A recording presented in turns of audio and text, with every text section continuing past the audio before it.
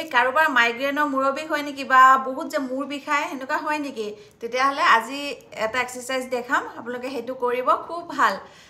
আৰু মাইক বহুত বেছি মূৰ বিষালে এটা কাপোৰ ঠাণ্ডা পানী এটা বাচন লৈ পেলাই ভৰিখন ভিজাই থৈ দিব সেইটো ভাল হয় আৰু এটা এক্সাৰসাইজ হ'ল ৰাইট নাকটো বন্ধ কৰি লেফ্টটো দি ইনহেল এক্সেল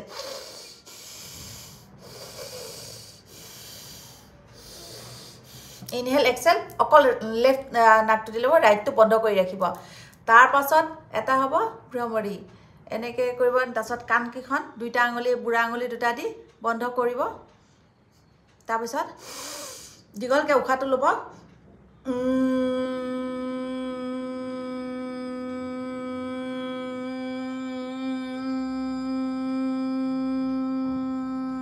মানে যিমানখিনি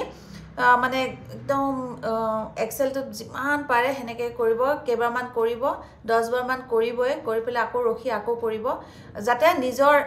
শব্দটো কাণখন বন্ধ থাকে নিজে ধুনীয়াকৈ শুনা পায় চাব আপোনালোকৰ এই মাইগ্ৰেনৰ মূৰৰ বিষটো একদম কম